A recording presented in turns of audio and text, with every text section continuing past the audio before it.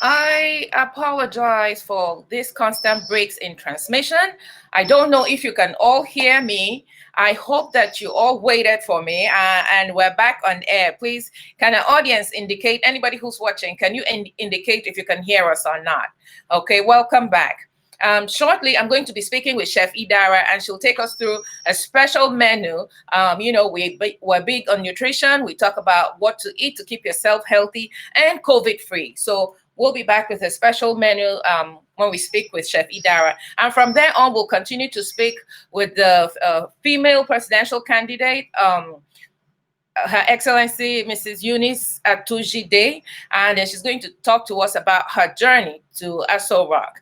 Before we were rudely interrupted by technology, we were talking about how to protect ourselves from selfish spiritual influences. Okay, the pastor agreed that people do get influenced by practices like witchcraft. And my thing was, if it's possible for people to get influenced, we all should know how to protect ourselves, because it's not fair for people to just sit out there and influence or throw spells on other people. What do you do to protect yourself? The pastor is going to talk to us about that.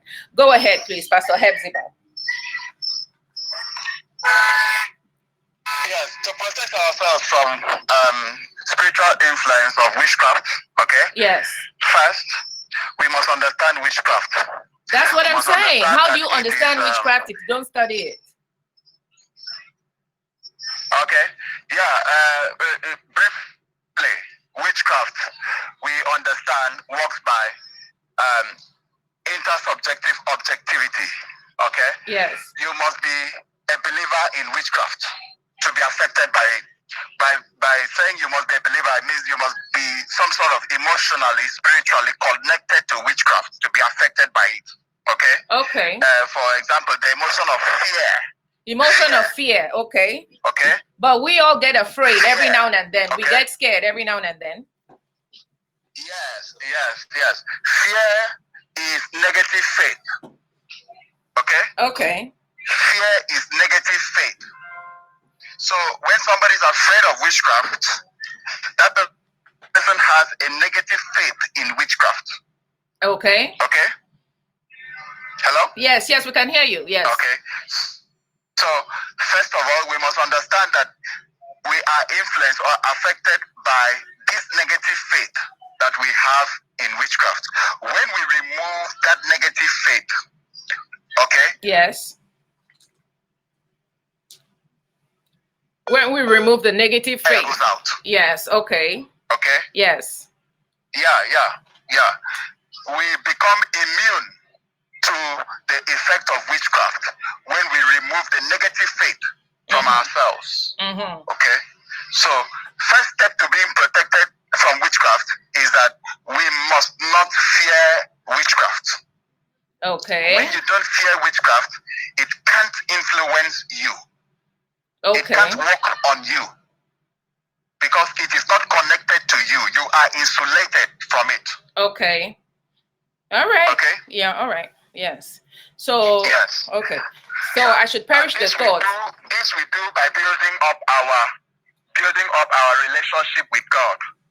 Building up ourselves, our relationship with God. We conquer fear through having a right and a proper relationship with God through Jesus Christ. That is how we conquer witchcraft. That's how we overcome negative influences in general. By not being a part of it, insulating ourselves from it, by removing all negative faith or fear from ourselves. All right. So if I don't have any fear and I remove any negative faith, and somebody gives me something from that special package, that love potion from the special package is not going to affect me. No, you are immune. Amen to that. Okay. You are insulated. Okay. It works like electricity. Yeah. Once a wire is insulated, it's not connected. It's protected. It's covered. Yeah. Okay. All right. Yeah. All right. So thank you so very much for this. It was a very interesting discussion. It opened my eyes to many things, because I, for one, was thinking that we need to open up witchcraft and study it as a science and take the good parts of it and throw away the bad parts of it. But you say that nothing good can come out of something selfish or something negative. Okay, so the beginning of this discussion, yes, the beginning of this discussion was to explore ways in which we can rid ourselves of a neo-colonialism mentality, a neo-colonial mentality, and the school of thought that presented the Christian faith as being a major vector in supporting neocolonialism is what we discussed today. And you advised that we should uphold the good parts of our African tradition, where we were our brother's keeper, where it took a village to raise a child, where we cared for each other, where none could go hungry, none could go poor. We were there, one for all and all for one. This was very encouraging. Yeah, standards, yeah. Thank you so very much. Before I let you go, talk to me about pharmaceuticals. There is a vast availability of natural foodstuff in Africa that the traditional healers use to heal Africans. What do you say to that? Because from here on, I'll go on and talk to our superstar chef about food. Talk to me about the spirituality of food. Okay. Yes.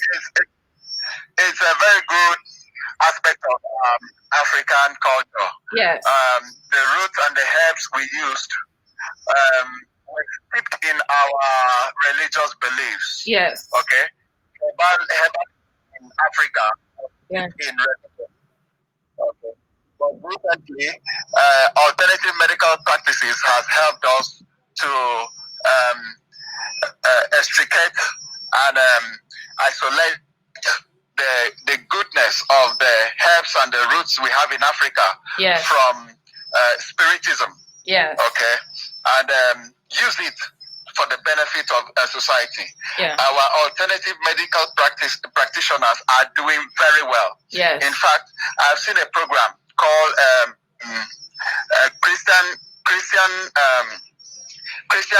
is it Christian herbs or Christian, like an alternative thing, but in a Christian, from a biblical perspective. Yes. The Bible itself encourages the use of herbs and natural therapies. Yeah. Okay. Yes. A lot.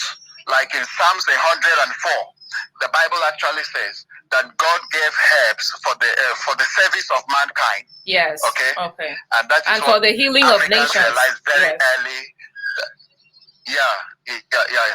That the use of herbs and the use of roots are very beneficial to mankind, and it's a welcome development that we should explore alternative medical practices in Africa and use of herbs, but devoid of spiritism and devoid of worship of those herbs and plants and roots. Yeah. Okay. Thank you so very much. Thank you.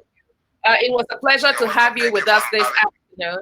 And I will reach back out to you to explore this some more. And from time to time, we would be reaching out to you for spiritual awareness and counseling, especially on how to grow our faith, how to uphold our African traditions, and how to generally exist in peace with ourselves, our God, and nature. Thank you very much. Have a wonderful day.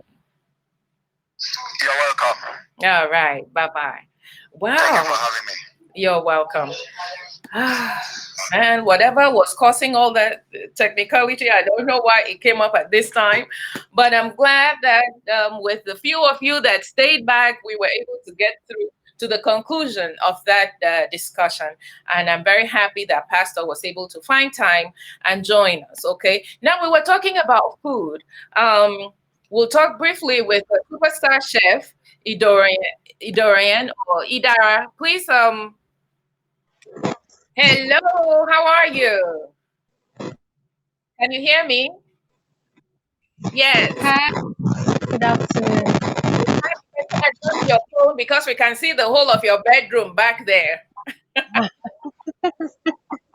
Okay. It's a pleasure to have you with us. Okay, tell Thank you. my super This was the safest place to have this because the children are running everywhere. Okay, all right. So talk to me. Talk to me. How have you been doing? What are you up to? I'm good. I'm fine. We've been cooking, of course, and Yes. In this also times, what are you cooking? yeah, I'm still doing home deliveries to a lot Okay. to most of my clients. Yeah, like I just finished from preparing some soup bowls for a client for today. All right. So So put your yes, contact in the comment section so that our guests can order, or those people who need delivery can reach out to you. Okay. okay, all right, I'll do All that. right. What kind of foods do you specialize in, or do you have any tidbits to share with us in terms of nutrition? What to eat to stay healthy? How foods can help you? Okay. Yes, Go ahead. basically, the truth is we have every single thing that can help you stay healthy Mm-hmm. within our African diet, from the vegetable, Yes. that's the ugu, Yes. to the afa, Uh-huh. to the edita, to the atama, to the melon, ogbono. They are all packed with nutrients, Yes. that can boost your immune system. Mm-hmm. But times where we get it wrong is when what we pair it with. A Okay. lot of time we have people that I like oil. People who use too much of a particular thing, for like oil, for example, Yes. or maybe what you eat it with. Yes. Um, you find some people's diets is filled with mostly eba. Yes. That's you're supposed to eat things that are filled with fiber so that your system keeps working very, very well. Yes. So, and Yes. good enough, we have so much, out there that we can actually pair with our soups. Yes. So I usually hear people say I'm on a diet and I cannot eat African dishes. I think it's a big lie because Big after mistake. Mm-hmm. yes, after I gave birth, after I gave birth to my children, I tried to use our daily meals to lose Mm-hmm. weight. I did 100%. All Okay. I did was eat more of the leaves, the Yes. leafy Yes. vegetables, and then I paired it with swallows like oats, Yes. like plantain flour, Yes. um, cornstarch. They are different. There's this new one now, potato flour. Potato They are flour. different. Okay. Yes, But they what are I must different what things. what I must say is we have to be mindful of portion control, because when you start on Exactly. that vegetable soup, edikaikong and afan, you are going to continue and not know when to pull your stop button because it's so good. Okay, so let us put on our plate, half of half as we monitor our weight as we go, because we want to be in the correct weight bracket. Okay, and eating half of everything we keep eating. This week you eat half, the next week, if you have lost weight, you eat half of what you continue like that, because your stomach shrinks, and it shrinks as you lose weight, okay? And your body adjusts to the amount of food. Thank you so very much for staying with us. And I want to thank you for coming on Superstars 2019. I look forward to seeing you on Superstars 2020, okay? This time, hopefully, Yes, everything will work better, because, definitely. with all the hiccups we had, despite that, you brought it. You brought it good. Thank you so very much for spending your Thank afternoon you. with me. Thank And see you you. soon. All right? All right. Thank you All very right. much. Thank you. You're welcome. Bye. All right, everybody. So we have been waiting for uh, our female presidential candidate. Even before she came, I saw comments from all of you talking about Nigeria is not ready, maybe not now, they're not too young, they're not ready. Let's meet her face to face and talk to her about her journey to Aso Rock. Please help me welcome Her Excellency, Mrs. Eunice Atuejide. Did I say that correctly? Almost Atuejide.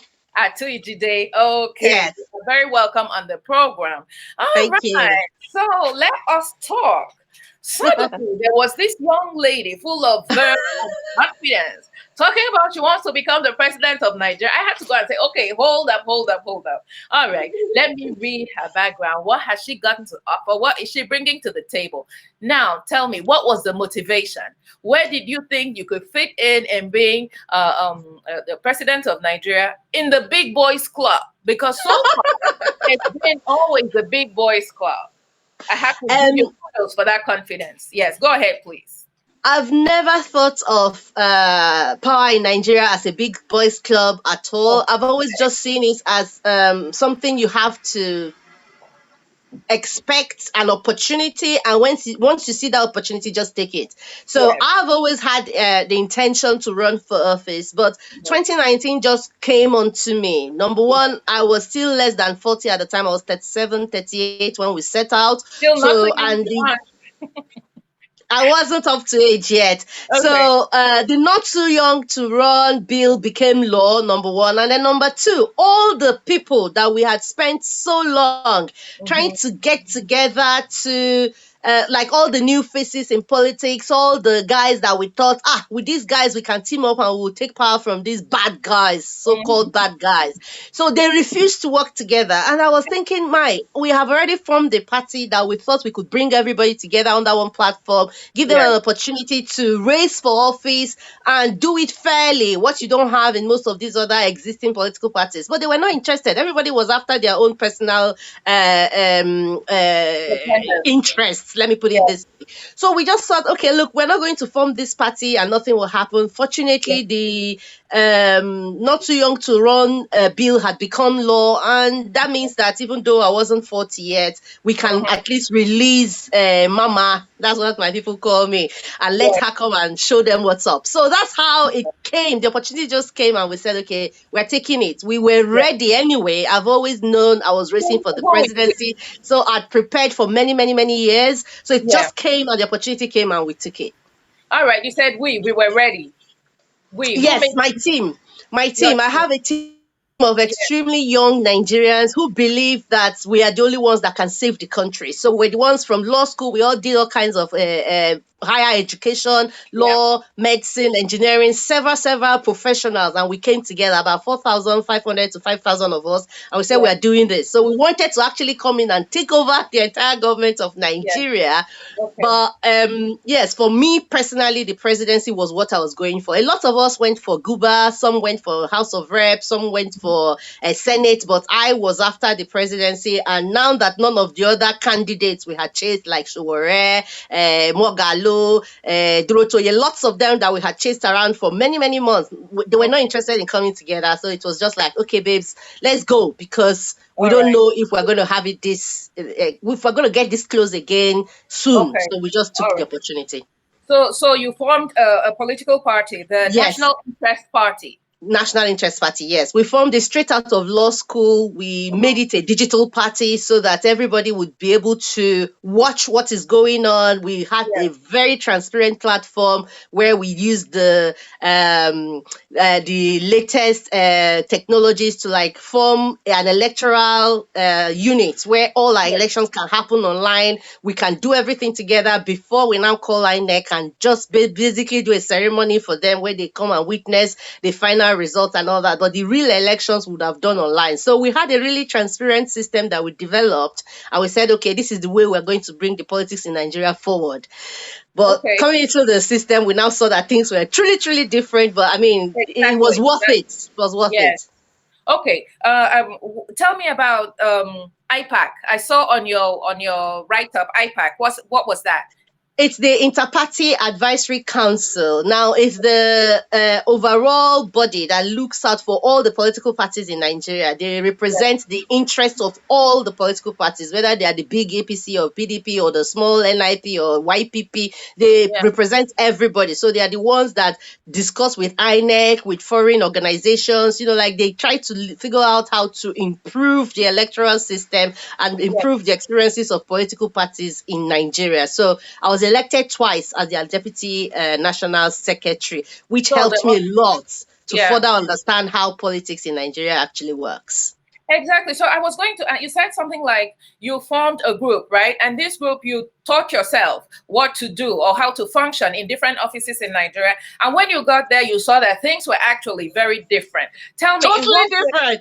in what Oh my ways were God. things different? Nigeria, I mean, like, no matter what your experiences are in running organizations or running institutions or being part of anything that is organized in any part of the world or even within Nigeria, Yeah, coming into politics in Nigeria and trying to run the various departments the way you believe it should be is yeah, nearly impossible because there's this mindset of interest, personal interest in almost every corner you go to. And there's yeah, always a need for godfathers, godmothers, people that tell everybody else what to do. And yeah, they bring in the money, they control the structures. Let me put it that way. So even when you come to a place like IPAC, where there are several political parties coming together to, have an umbrella body that is representing them, they still have like factions where people are like with certain groups supporting APC or supporting PDP or going off on their own. But at the end of the day, there is difficulty in getting anybody or most people like talk less of everybody to go in the same direction. And these were things we didn't expect because we had a synergy. We were able to get us to agree things. We will never have now 100% consent for anything, but we usually even got as much as 80-85% for most of the things we had to deliberate on and make a decision on. It was near impossible with politics okay. in Nigeria the way it is played today. Your best friend is your enemy the moment that what you're doing is not in his or her favor. And these were things that was really difficult to understand and work with. But I think fortunately I figured it out a little bit because I'm friends with everybody, whether they are the Okay, pie so bill. let me Yeah. ask you. There was 5,000 of you, okay, and you met on things very different on ground. Would it not have been something to consider to kind of run for lower offices where you can make changes, right? And then from there, learn to make a network of people, of connections that will work towards your interest when another opportunity presented itself. Did you do The something like that? You said that we other people. actually we actually did exactly that. There were 5,000 or more of us, and Yes, all of us were not racing for the presidency. In my group, I was the only one racing for the presidency. All the yes, others were racing for offices in their states, whether you're yes, talking about the local government councillorship, whether you're talking about the ward councillorship or the local government chairmanship or the House of Assembly in the states or yes. the House of Representative or the state or the Senate or the gubernatorial. We had people running for absolutely all the offices all around. And they could However, not influence. Yes, yes. And none of us won. None of us won anything. okay, Because the system, no, absolutely none of us. I mean, look at Banky W. There's nobody more popular amongst these our new faces as much as Banky W. And there's nobody in any like he was in a very good position because he was racing in Etiosa. And Etiosa yes. is a local government area where they had a lot of educated So people. he It did did not not win. help. Okay, okay. What about Desmond Elliott? Desmond Elliott was able to secure office. Yes, because he went into the Jagabans. He decided to go with the flow. We thought we had to get rid of all of them, including the Desmond Elliots and all those ones that decided to go with the Jagabans. We There thought is, we could come in. Eh? yes, there are many ways We to catch a monkey. So if you That's go what with, I'm saying. We're saying the same thing. Now, he okay, went with the Jagabans. We didn't want to go to the Jagabans because we didn't want to be controlled by the powers that be, because we felt the powers that be would not allow us to bring the kind of dynamic development and changes we wanted to bring about. So we wanted to do it on our own terms, all right? yes, So yes, we went on our own under NIP. Some of us went with other parties, but not the yes, APC or PDPs because they yes, felt as long as they were with other parties, they had a better chance of, winning that office and being independent, even while having government or public, serving the public as elected officials. So we okay, had people that actually went to other parties which were stronger in their areas. For example, we had people in Kano who felt yes, that a party called NRM was already much, much more visible than NIP. So all our people in NIP supported the people that went to NRM to help yes, them get into office. None of them did. So we, okay, we were not so particular. We were not crazy about platform. We were Yes. more interested in getting good people into office. So we're supporting people in different parties. We were letting our people, some of our people that we were sponsoring under NIP, we were letting them step down for some others, especially women. We felt Yes. let's give more women opportunities. So we let our guys like, okay, look, there's not as much chance for you to win as there is for her. So why don't you Yes. let her go? And they'll look at it and say, okay, no problem, because I'm not even so sure I can win. So let me save the energy and the money. Let's support her. So we had a lot of those compromises we were able to make all around the country. So platform was not a big deal to us. It was Okay. more important to us to get better Nigerians into power. Okay. So now that that did not work, have you thought of another strategy? Ah, haven't you seen my campaign? We have already started. So Oh, a lot of us have gone to APC, a lot of us have gone to PDP, some of us went to YPP because that one is like none of the big boys and at least they are still registered. And some of us are yes. still negotiating to see if we will go en masse elsewhere or we're still Okay. going to revive NIP and go again with NIP. We Okay. know for sure that sticking it out with the smaller party to get many of us into power. But we Uh-huh. also want to get as many of us into power, remaining independent, so that we can do the work we need to do for the masses. So we Okay. are pushing everybody, as many people as possible out, people who are a bit more connected in their states. For Yes. example, our lady who ran for Oyo State Guba, Bola Yes. Sarumi Aliyu, she's now in PDP working with Sheyi Makinde, who is a Yes. very good governor, who is like teaching her the things she needs to know to prepare for whatever is coming next. We have the Okay. ones that went to APC in Edo State. So there are several of us who just went into bigger parties to like to grow Great. from there and Great. see how much they can get into power from there. Exactly. So that's another strategy. So there's a group of young Yeah, people who are in different yeah, parties getting ready to yeah, share the knowledge yeah, they have to bring their verve and their energy yeah, to make it changes. That is a very good strategy. And let me yeah. ask you, Yes. when you contested for presidency and you are from Enugu, how did you feel about the talk about Igbo presidency in Nigeria? Because it looks like Nigerians are not ready for an Igbo president. To be honest with you, I am very I'm not so big on tribe. I'm not so big Yes. on religion. No, So me honestly, I too. don't Yeah. care about where the next president comes from. It doesn't Yes. matter to me so much Like you as want the to lay down the quality of strategy person. for young You know, people to there vote are for just you. a few. There are just a few Igbo politicians that I will support. Very few. In fact, I can Mhm. only think of Peter Obi right now that would come out and say, And you I'm did not running say and Mogalu. eh? Why did you not say Mogalu? No, I won't support a Mogalo. Never.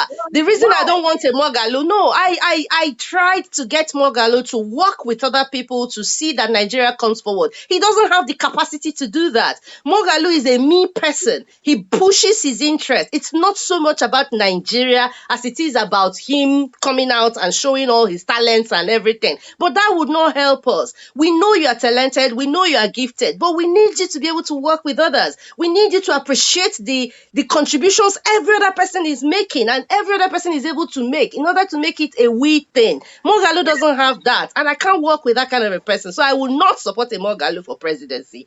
But Mm-hmm. a P2B who has done the gubernatorial time in Anambra and has shown that he understands what it means to work with people and he's ready to accept the differences. I saw his campaign with Atiku and I'm like, Kai, this is not even like forget it. The way he put himself in there, brought all kinds of people to bring money and bring time and bring energy. He pushed and tried his best to make sure that they got that election to their Mm-hmm. side. It didn't matter so much that he was an Igbo or there was a Fulani man ahead. No, it was so much about Nigeria. And I like seeing that. I will never support a Mogalo. I'll never support a Showore. There are other people like Tokwe Fasua who were all in this young people clique that I would never support because I Mm-hmm. couldn't see that we factor. I couldn't see that let us do this for Nigeria. I was seeing too much of it's my time. If I don't take this opportunity now, it won't come again, and I have to show myself. And we don't need that. Everybody is talented in Nigeria. I don't know any foolish person in Nigeria. So we have to understand that others can do exactly as much as we can. How do we bring it together? So the more of us are able to look out for what others can add to help Yeah. us achieve this aim, the better we are. And that's why I look out for people who have that tendency, who have the we tendency, and who are more like honest, like who have integrity. I look out Okay. for those things when I pick candidates to support. All right. Even when you look out for those things, you have to be able to also spot talent. Like you spotted talent in Peter Obi. I have listened to him and he's very well versed. I just wish he was Absolutely. not behind Atiku because I do have a heavy baggage, against Atiku. But then There's again, nobody that is perfect, my dear sister. You uh, have to understand, especially in politics, there will always be times where you have to choose between the devil and the deep sea. There will yes. always be times. And no matter what choice you make in that situation, you have made a bad choice. It's just that you have made a better out of many bad choices. You have picked the one Okay. choice that you can live with. So one Okay. thing I have learned in the time, the few 3 years max that I have Mhm. been around the Nigerian politics, I've come to understand one thing. There's good in everybody and there's Yeah. evil in everybody. Some people Oh. have more evil than they have good. And we Mhm. give them the opportunity to show more of their evil than they are able to show their good. And that's what the system has done. That's what having godfathers that want you to just keep stealing money and giving them, that's what it does. To some of these good people, they are forced to be evil because they have to think about several other things and then make a choice. I don't Okay. agree with most of the choices they make. But then Yeah. when you think about the option they have, which is like penury or jail or some really, really serious discomfort, then you now make room for them. But I'm thinking more in terms of why not get many, many more good people in so that there's not one person who is against 500, but like Yeah. 450 who are against 50. There's so Okay. little you can do to that huge number when you are Uh, just in the minority. So we need to have more integrity focused and talented human beings in leadership in Nigeria to reduce the effect of the bad people we have in power, because we will always have bad people. It's just having too okay. many of them that is our problem. All right, great, great. Now, I have two questions for you before I come and talk about integrity, corruption, and the rest of that. Okay. Yes. One of our viewers says, Mrs. Future President, I applaud you for your boldness and zeal. Please, ma, if you are made president for one day, what would you change and how would you go about considering a different gender from the regular one? That's the first question. What would you do if you were president for one day? If I Second, were president for one day, let yes. me answer as you give me the questions. If I were Okay. president for one day, the first thing I would do is put people, good people, in all the offices that are available. Now, when you look at the way Buhari selected his cabinet, you will see that it wasn't about giving Nigeria the best hands to guide her through the horrible place we're already at. It was just about settling his friends and everybody that helped him or whatever it was he was doing. He picked the worst of Nigeria to form his cabinet. So the first thing I would do in my one day as president is to bring in hopefully 50-50 women, men, very powerful, very confident, very fearless human beings. Put them in all the places where appointments are possible because I can't have them elected. So they will have to be appointed. But if you put good people in all the places where you have to put people that you're appointed, you've already scored probably up to 70% of, you've already removed up to 70% of the problems, because all the other people that are elected must work with all the people that you have appointed. If those people Okay. that are elected have no choice but to do right because the appointed people are insisting on it, you will see that it will trickle down. It will trickle down because the ministries, the what's it called, like the public service people, they will just start doing the things they're supposed to do because their boss does not take nonsense. Once the president and all his appointees don't take nonsense, even the elected officials, they sit up. It would have happened with Buhari because in the 6 months where he was trying to pick his cabinet, I was working with some of the ministries where we're doing procurement work.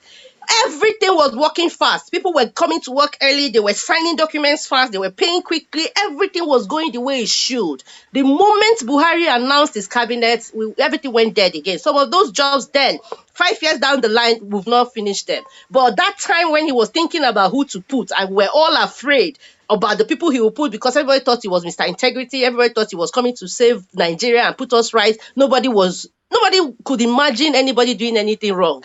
Nigerians did everything right for those 6 months. So I Oh, believe right. that one day as president and putting all the right people in all the places who have integrity, who have confidence, who are smart, who are ready to work as a team, putting that team together in that one day, that's all we need to bring Nigeria forward. And that's what I'll do.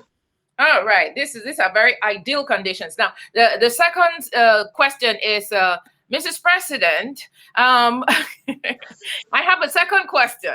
How did you or how do you handle your political ambition with your family, especially Ah. also what advice would you give younger generation of women aspiring into politics?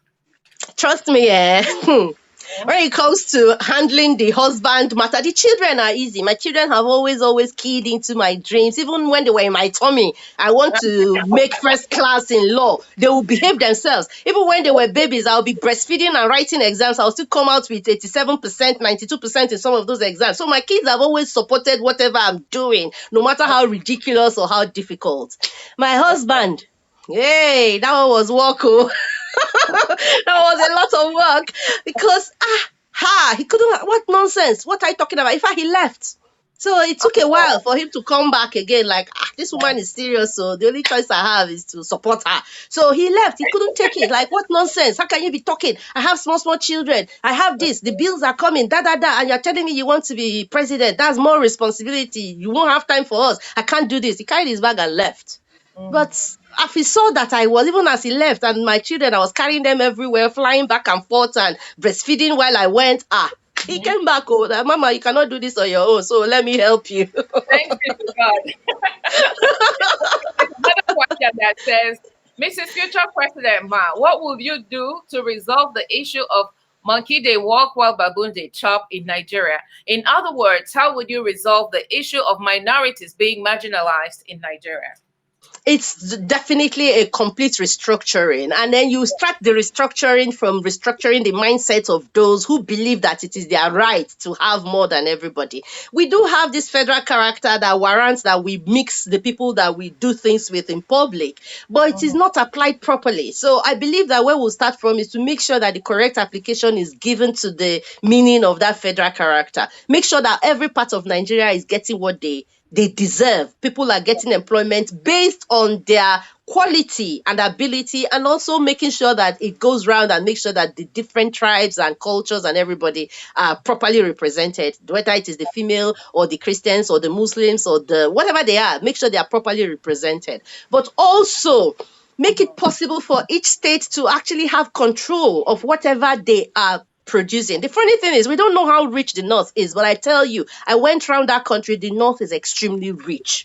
If you Yeah. know how much natural resources can be found in the North and are even being exploited as we speak, you will be shocked. It's just that there's this focus on oil. So everybody comes to the Niger Delta and they get a share and they get a block of oil or whatever. But there's actually huge natural resources up there in the north, whether you're talking about gold or you're talking about limestone, there are several, even uranium, which is like one of the rarest, is there in the north. But even when they're being mined or exploited, they're exploited illegally. So it doesn't count amongst the things that we share as a country. But then everything that comes with oil, natural gas, and everything gets shared. So these are all things that we have to stop. Bring everything under each state and then have the state contribute a portion of what they are earning to the center so that the center will get the money it needs to do the things it needs to do, but allow the states a lot of autonomy also.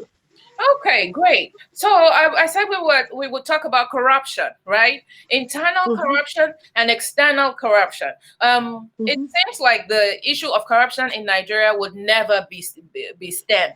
What plans would you have, or what plans do you have? Because if you go there and try to stop people from stealing, I'm not sure you'll be around for very long.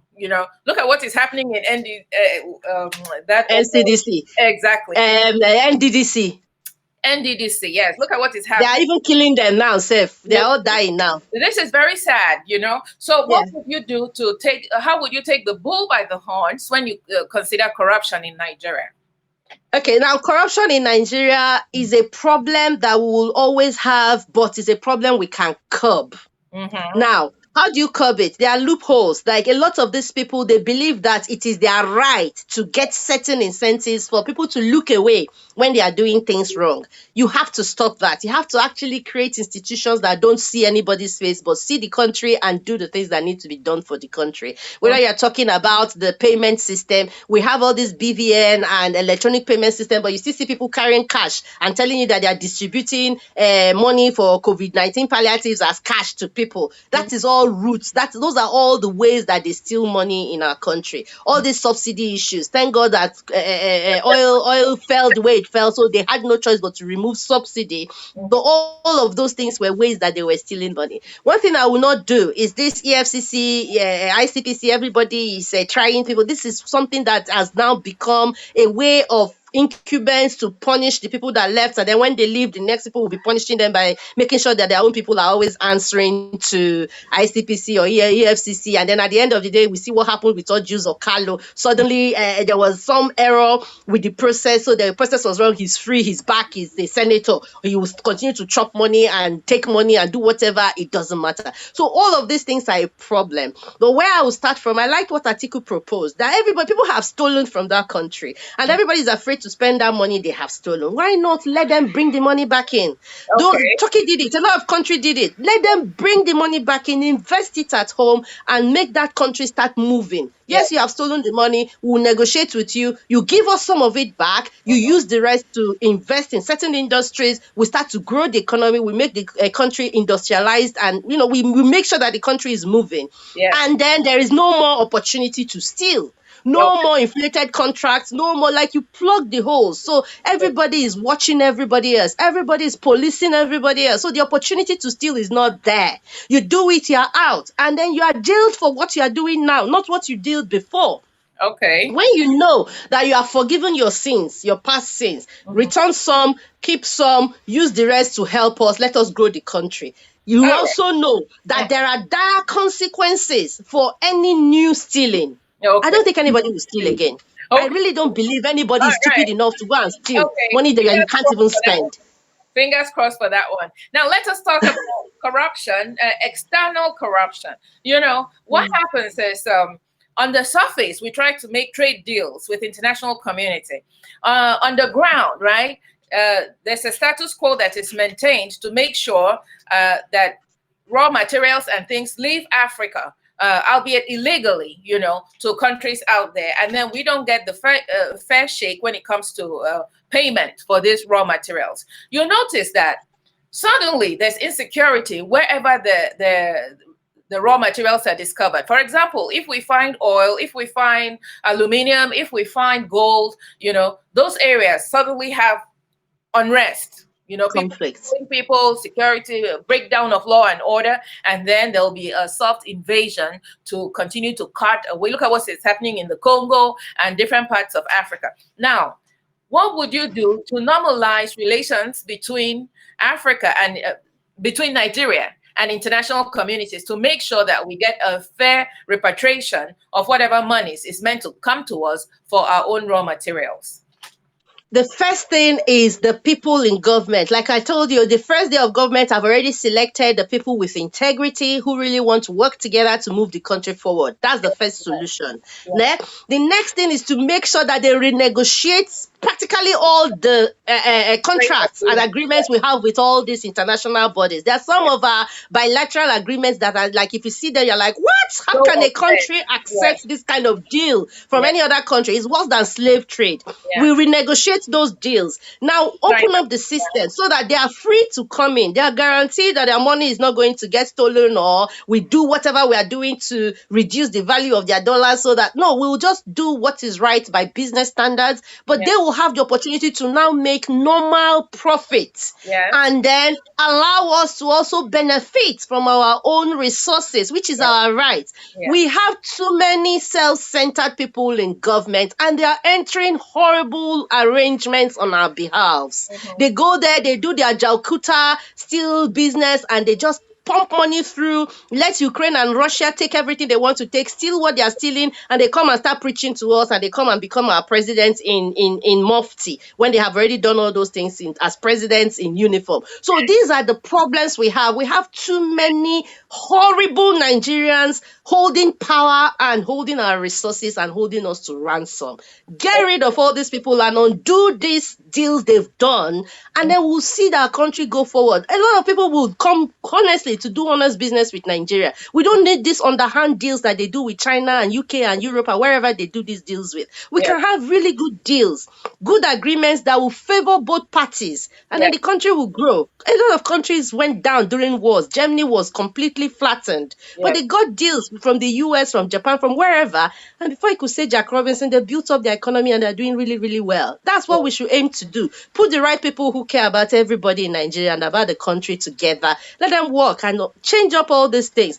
Reform the laws, reform the people, put good people in government, and we won't have as many problems as we're actually having today. Okay, you keep saying pull good people, pull good people. The fact of the matter is that a lot of good people have entered the government and come out dirty people. But let us continue. Let me ask you another Yeah, question. yeah, but that's what I'm telling you. There are too few. I Okay. have come around, whether it's in the PDP or the APC, there are good people everywhere. I'm telling you this from experience. I've gone Okay. into all the parties and all the systems, all the levels, Uh-huh. and I've seen that there are amazing people in these units. Yes. However, they are too few. Mm-hmm. And the really powerful people in these units are the horrible ones. I'm sorry to say, like you, I don't want to start mentioning names, but Mm-hmm. ha, the really, really heartless ones that are ready to kill even their own fathers and mothers and children for money or power are the ones running the systems. They are the ones that are the jagabans. They are the ones that are the decision makers. They are the ones that are picking and choosing. Look at what's happening in Edo State, for example. A Mm-hmm. governor says, no, I'm not going to remit money to you as godfather. Why don't you leave him alone to do what he needs to do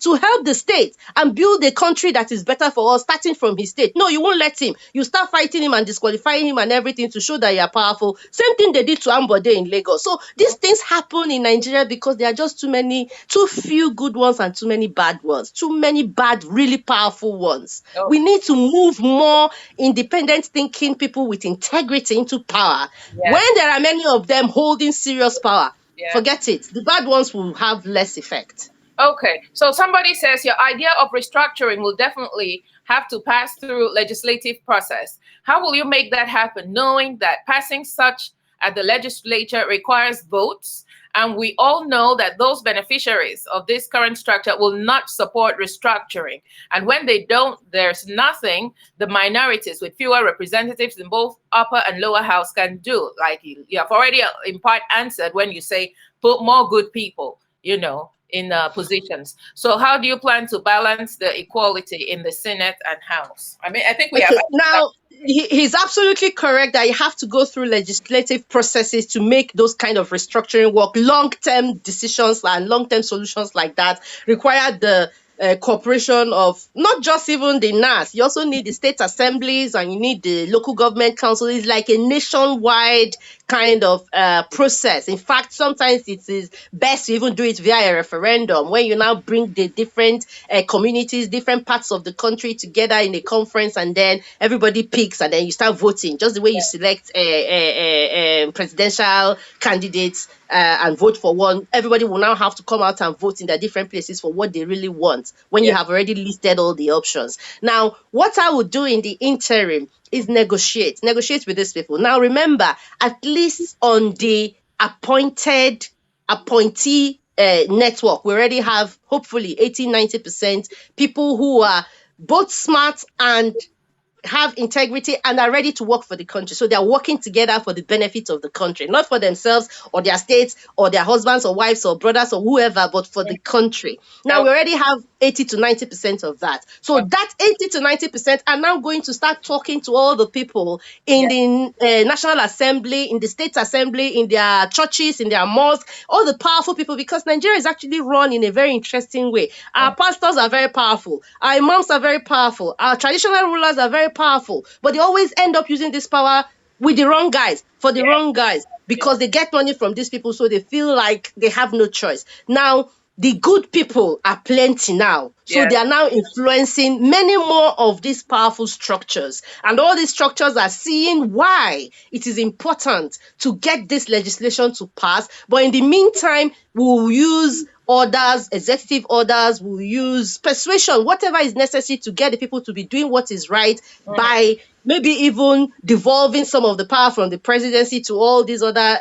ministries or state governments, whatever it is. You can devolve power. President Buhari doesn't have to do anything. The only thing he needs to do is to give the orders for things to be done. The only thing he needs to do is to sign what he wants to be done. And then they'll bring the documents for him. Yes, I like this. He signs it. And then they start to negotiate or talk or apply or whatever it is. So you don't really need to do anything but to talk with people, bring them together and get them to understand the importance of what you are trying to get them to do. So it's not as difficult as we make it seem in Nigeria. Okay, so thank you very much for that. Now, let me ask you, one of my biggest fears was that all the young people who want to go into government, right? Do they know what they are up against? Do they understand the responsibility of governance? Have you been able to package something after your experience to, like a pamphlet or handbook? Listen, these are some of the things you have to consider. These are the things you have to put in place before you go into this type of venture. Because, when I saw a group of young people from different walks of life come together, and it did not seem to me like there was anything concrete in terms of experience, know-how, and, anything that showed that they would know how to govern. I was really scared. This is why when I heard a person like Moghalu speak and the vast experience he brought and his impact and the positive things he did in the Central Bank of Nigeria, including doing the VBN, including saving the banks, so much so that no investors lost their money. His resume is vast. This is a very well-read, very knowledgeable person. Who else amongst the not too young comes with such a vast experience? Because it is from their resume, from what you have been able to accomplish, from their fruits you shall know them. I was very worried when I saw that crop of. Okay, now there are quite a lot of the aspirants in the 2019 race who were well read, who had experience, whether abroad or in Nigeria or whatever. But guess what? All of that, as far as I'm concerned, is useless when you do not know how to work with people. But we have to find a way. No, I'm not going to shoot down his character right now. Look at his resume. I'm not shooting down his character. I'm just talking from experience, from the exchange, the opportunity. Now, if you were president and somebody like that came to you, I would find a way of taking him out of that inability so that I can get to the expertise he has, because I know. I will do that. I am happy for a Moghalu to come into, for example, if I set up a government, I'm happy to bring Moghalu in on the finances of things. But I would not be happy to make Moghalu a governor or a local government chairman or a council ward, talk less of president, because in that position, he must bring people together. He must know how to sell whatever it is he's selling, but appreciate each person's talent and contributions. That man was not able to understand that Sowore had something to add, for Tokpe Fasua had something to add. Everybody was as good as he was to qualify to be president of Nigeria. That was not the issue. All you need to qualify is a school certificate, actually. Everybody had that. Now, you see how Nigeria is now. If we say all we need to qualify is a school certificate, and then those people with just school certificate get into power, look at what we have right now. But that's what I'm trying to tell you. It takes more than your certificate and your experiences in your practical field or place of expertise. The thing with being like the overall boss is that you have to know a little bit of everything. You don't even have to be an expert in anything, but you must know a little bit of everything, and you must understand that everybody else is smarter than you. You need them. You have to bring them in and tap from each and every one of their expertise, because you are the least experienced, you are the least ready, you are the least prepared for that position, no matter how smart you are, no matter how rich you are. All the other people are more important than you. If you don't understand that, you are not going to make a good president. And that's why I don't think a Moghalu will make a good president.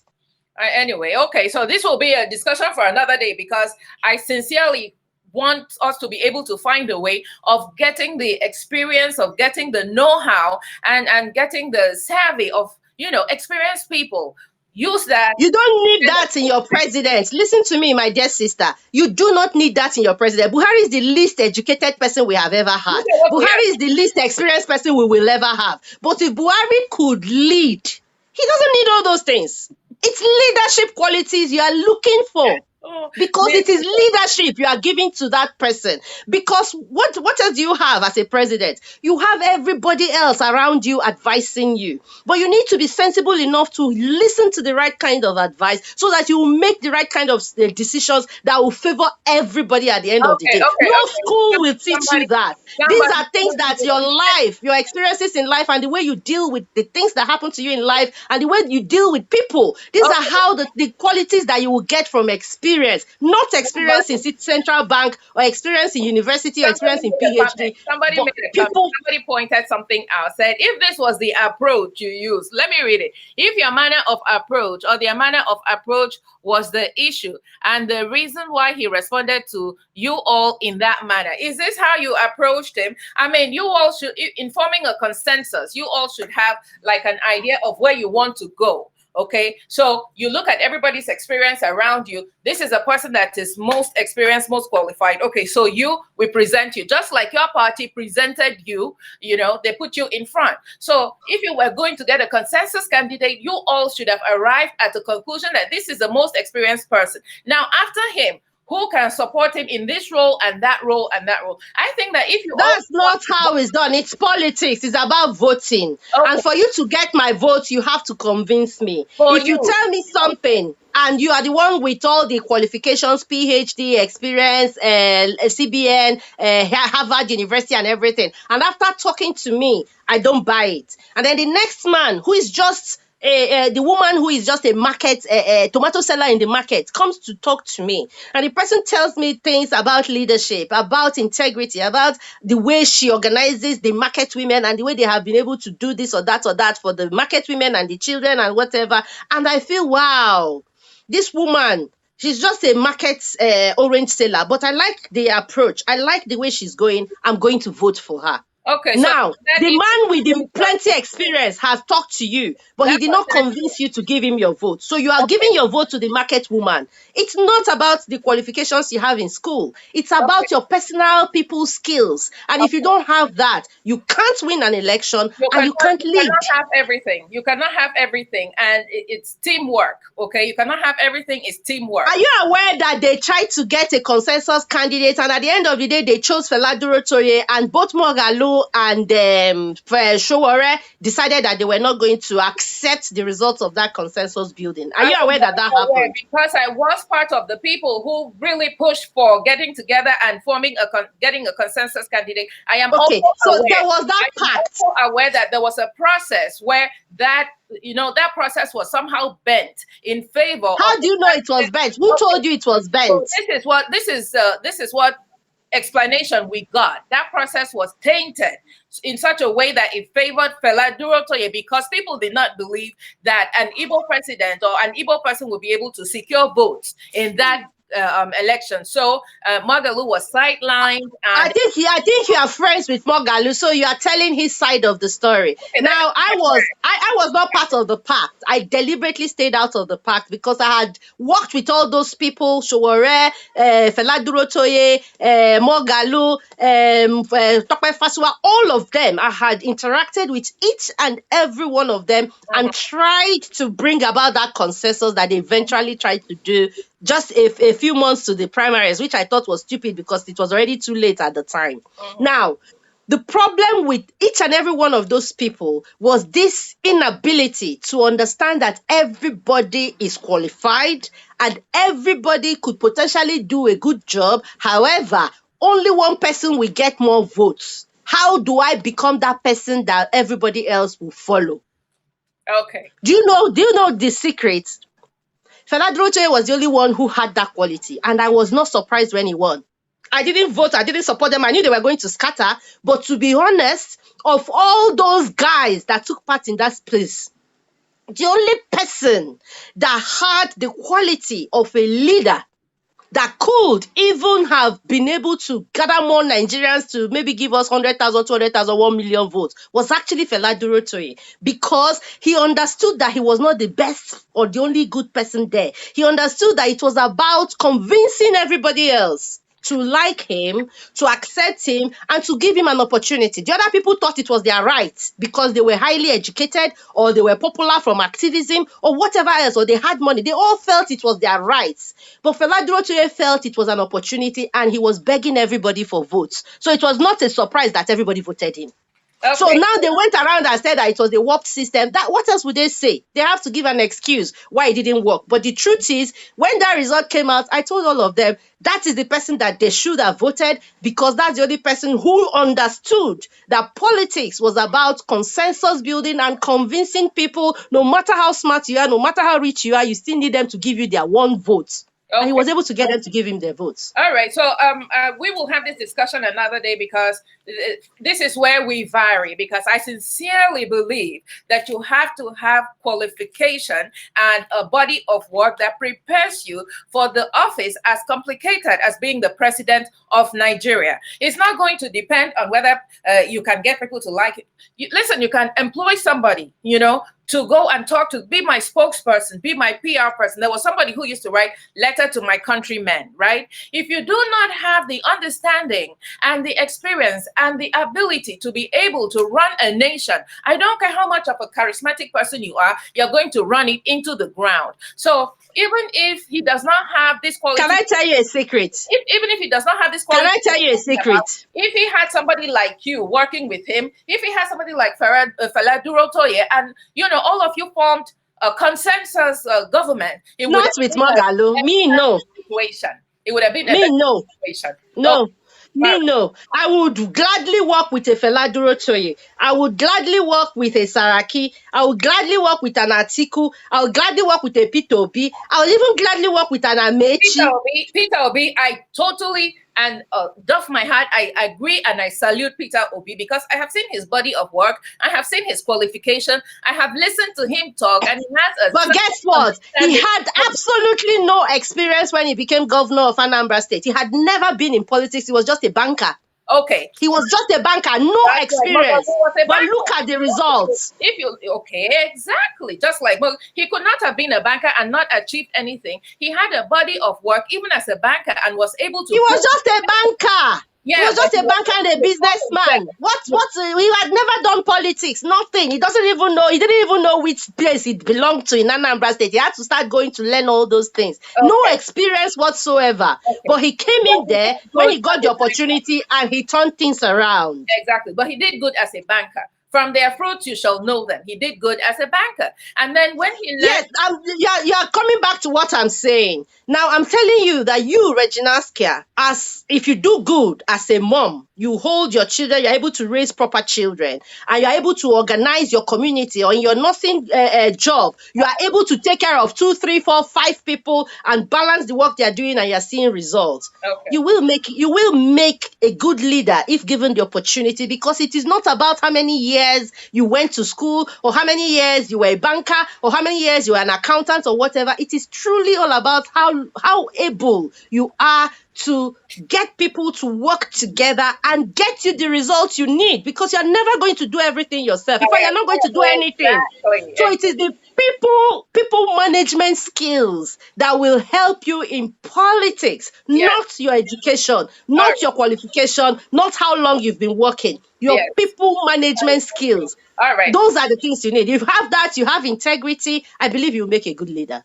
Okay, so now I read your resume. Okay, it is vast. Okay, you went from law school, and where did I write it down? You went from law school and you studied agriculture, right? So if you were the president of Nigeria, I'm sure it would be easier to diversify into an agrarian economy. So you can get raw materials together, do export, and alternative lines of income for the nation. I was going to ask you before, it looks like we ran out of time. I was going to ask you what you would do for security and give you a test on the security, before we run out of time, is about also the people you are putting in charge of the security outfits. We Okay. have too many, for example, right now, Fulani, Hausa, Muslim everywhere. So it cannot work. You need to bring the best hands you have and make it diverse, and then give them the support you need to give to them to curb insurgency. You Okay. can't achieve it with the kind of team that Buhari built for us. It's not possible. We will always have security issues because he's not fighting security, he's just settling his people in the military. Regional policing. What do you think? I support regional policing, but with a caveat, because I do believe that we need a lot of reform. We have too many people who don't know what their work is as police people, so they are there hurting people more than they are helping people. Mhm. So before we move into that regional policing, we need to already have a system where, whether you're a governor, you know that you can't just convert police and use them to serve your own personal purpose, so that it will not be possible for the people within each community to police around their community and help secure lives and properties there. So I do support regional policing, but first reform. Okay. I'm so happy that we got to talk, because I was really looking forward to a situation where we could, explore each other's minds. And I look forward to speaking with you more on this Me situation. too. And I look Me forward to too. seeing you participate actively in 2023. And We've already started campaigning. Oh, hey, we've started campaigning big time. So we are coming out stronger this time. We don't know what platform, but we are actually coming out. I'm glad. So please let me ask of you that take along with you as many young people, as many talented young people as possible. Thousands. And then Thousands. let us figure out a way of involving Nigerians in the diaspora, because we have come here, we understand good governance, and we have so much to offer. I have a program where I get people from out here to come over and teach whatever skills they know, especially nursing. We should work on things like that in different arenas: politics, business, engineering, medicine, what have you. Involve the diaspora, and we are already doing that on our own, whether the government calls Nice. us or not. We're doing that on our own, and it's something that I would really want to encourage. Thank you so very. You Okay. said you speak French? Yeah. Je parle français. Je parle français. Je hablo español. Ich spreche super gut Deutsch und Englisch und super viele Sprachen. So. Okay, what about Nigerian language? Any Nigerian language? Ana m asụ Igbo, abụ m onye Igbo. Uh-huh. But mo gbọ́ Yorùbá dáadáa, Èkó lọ bí mi sí, mo dẹ̀ lọ school Ìbàdàn. So Hausa, kada, just a little Okay. bit. So I think I do up to 8 languages. Oh, wow. Fantastic. Fantastic. I look forward to talking with you again. Thank Thank you for you. spending Thank the you. Same afternoon here. with me. It was a Thank you. pleasure. Okay? Thank you. Have a Thank you. beautiful day. You Thank too. you. Bye. God bless. Bye. Bye-bye. Yeah. Oh, wow. That was hot, right? Oh, I'm still on air. Okay, thank you for spending an afternoon with me. That was a fantastic discussion, and I look forward to speaking with you again next Saturday. Next Saturday, I want to see how we can change the economy of Nigeria from being an oil-based economy to, establishing other lines of income through agriculture, through export, through whatever we can do, and trade agreements. What kind of trade agreements can we make to really favor and uplift Nigerians and citizens of Africa? Thank you very much for spending time with me. For right now, I have to say good night, God bless, and see you next Saturday. Bye-bye.